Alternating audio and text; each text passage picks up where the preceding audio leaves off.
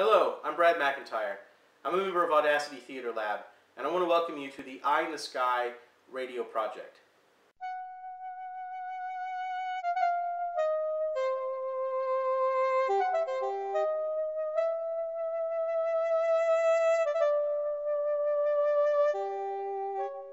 For 1 week in the middle of the summer, a giant eye appears in the sky over the city.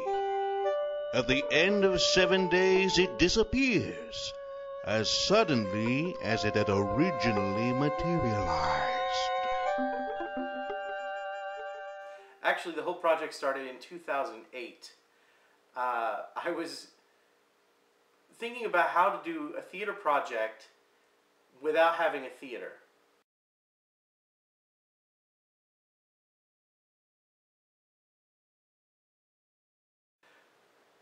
And I was telling my girlfriend at the time, now my wife, as I was hanging around her apartment, wouldn't it be great if we could do theater where we wouldn't have to rent a theater? The other thing about Audacity Theatre Lab is we're urban gypsies, and we don't have a home venue. We're not interested in having a home venue that we have to manage the facilities of. We're content to move around and be nimble and be space ninjas and go from place to place. But with that, it means every time we do a project, we have to find a space to do that project, and we have to find a location, a venue, and then go about renting it and all that stuff, loading in, teching, loading back out. Hey, wouldn't it be great if we could do a theater project where we didn't need a theater at all?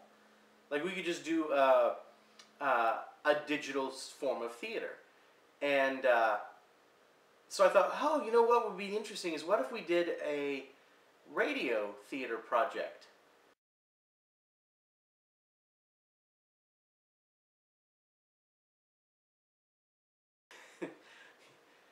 If you give playwrights carte blanche to just do whatever they want, they will do whatever they want. And I got the most bizarre, wonderful, delightful pieces.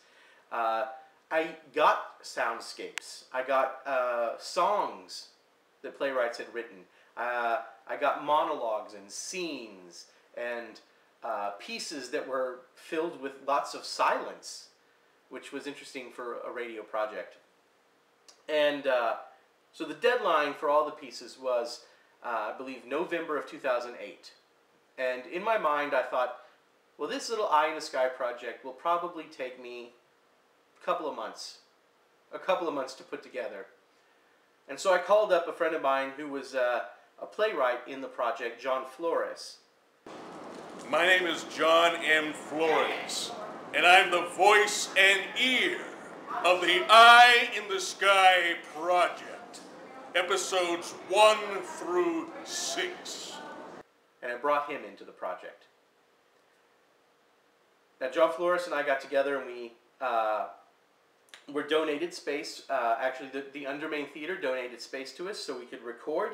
And I got a group of actors together, and we recorded the first episode. And I brought Chris Humphrey into the project. Now, Chris Humphrey is with Red House Arts, a great actress / composer, musician, multi-talented person who lives in Austin, Texas. And the three of us kind of became the three musketeers behind the project. Hi, I'm Chris Humphrey, talking to you from Austin, Texas. I am one of the three musketeers on this project, working closely with Brad McEntire and John Flores. I did all the sound design and the Foley for this project. I wrote the original theme music and most of the original music in the show, and put in all the sound effects. I would curate it and direct it and gather the actors and set up the recording.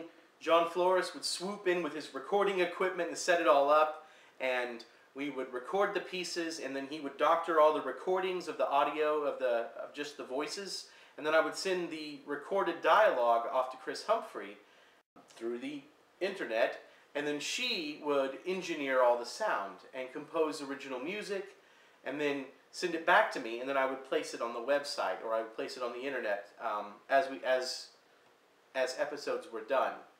There were some challenges. The two big challenges were, number one, Brad sending me the sound files at every single time when my calendar was the fullest and I had the least amount of time to work on it, with a sweet little email saying, "Can we have these in a couple of weeks? Thanks, Brad." Oh, well, okay. What I really loved about it is it's kind of like guerrilla style theater, you know. We're just like, you know, putting a mic in a kitchen table type and have everybody reading around it and just trying to, you know, work with that. My biggest enemy throughout this whole process was the refrigerator. Because you would put on your headphones and people were like coming into a brief moment, and then the refrigerator would kick in with this low hum. If you were sitting outside, you know, you wouldn't pay any attention to it because we don't ever pay attention to the refrigerator. But you're in headphones and you hear this hum going, you know, throughout this whole thing. And so we would have to like stop a take, climb behind the refrigerator, unplug it, and see if, you know, that would work. And so usually that would work, but, you know, we would also have to remember to turn it back on before we went out for the day, so that way the food that was in there wouldn't spoil. Other wacky things that would happen, we would pick up things like, you know, airplanes and people like, you know, driving across the way, motorcycles or whatnot. One point in time we had a battle with Brad McEntire's coughing fit, and we needed a lot of lollipops and throat lozenges for that. And it took more than 3 months to do. The project ended up taking 3.5 years to do. And it became surprisingly difficult to actually get a really good bunch of actors together in their free time and sync it up with a very quiet place to record sound. John Flores, who's a very busy guy, to record the sound, and to get all these ingredients together when we're not all doing other projects. Ended up taking a long time.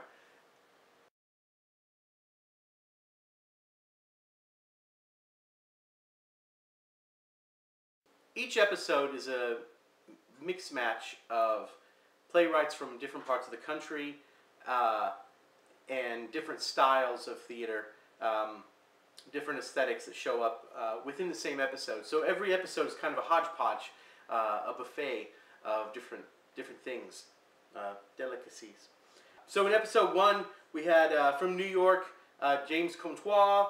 We had Chicago's Andy Eninger, and then Austin's very own Chris Humphrey. Episode 2, we had Erin Courtney from Brooklyn, Greg Romero from Philadelphia, and then New York's own Daniel Talbott. Episode 3 involved a playwright from Austin named Jason Tremblay, Crystal Skillman, really great playwright from New York City, as well as New York's own Benjamin Walker Sampson. Episode 4 had playwrights from New York, including Gary Winter and musician playwright Chris Alonzo, as well as Dallas's own Jeff Swearingen. And episode 5 had pieces by Dallas's own John Flores, Jeff Hernandez, and New York's playwright slash sound composer Ken Urban as well.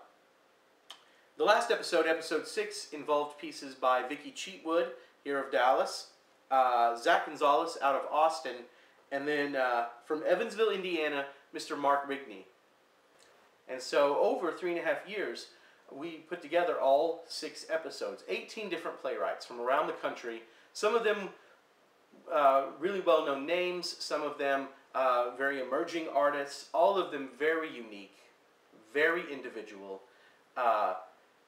Everything from really dramatic to really humorous to just bizarre pieces of radio theater were put together in this Eye in the Sky project.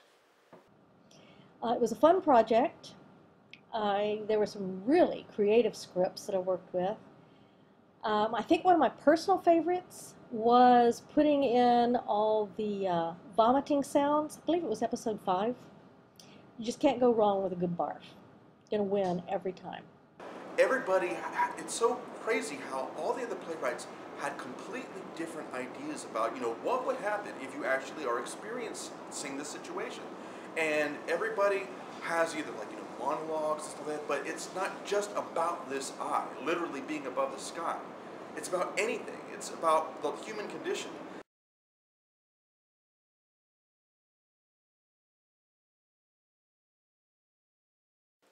And I compiled them all together, and I thought, this won't take too long. This won't take too long at all. In a couple of months, I'll do one project, I'll do one episode, which will have 3 pieces in it per episode, and I'll do them about once a month. And in 6 months' time, half a year, the whole project will be done.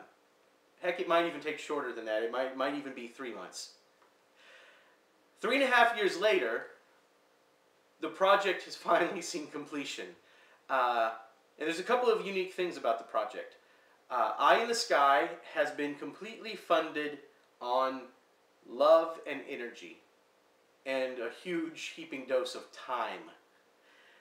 It is a labor of love. The playwrights didn't get paid. The actors involved didn't get paid. The 3 people that headed it up did not get paid. And the whole thing was done just out of the desire to see it done. No funding took place. No deadline was imposed. Whenever we could get a group of really good actors together, whenever we could get the undermain in a quiet space to record, whenever John Flores was free and could record it, and then whenever Chris Humphrey could finish sound designing it, then a new episode would see the light of day. And it totally became this wonderful ongoing side project. On top of whatever other theater we were making, whatever other projects we were involved in the background was this Eye in the Sky project. And so, here we are, having completed the project. The episodes are online, they're on CD, and you can hear the playwright's works, the actors' works, these very individual voices in the American theater presenting their reactions to this Eye in the Sky. I'm hoping the goal of the project is that the listener will get a full experience, like you would a theater experience, but through headphones. You'll get a genuine experience listening to these human interactions, responding to an eyeball in the sky over the city. And that you'll be curious about the playwrights involved and the artists that are involved in the project. You'll go and look them up, become familiar with more of their work, seek out more of their work. And I hope you enjoy every minute of it.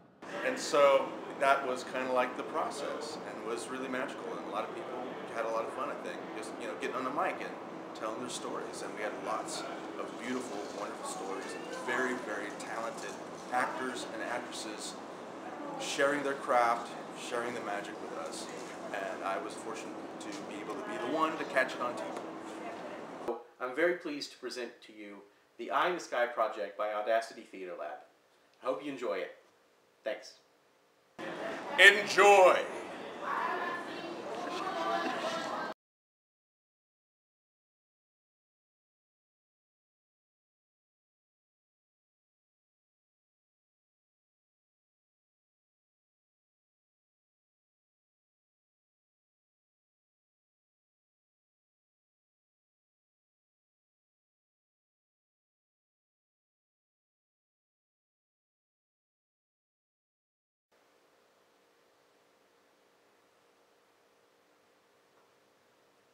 Are we done? Yeah?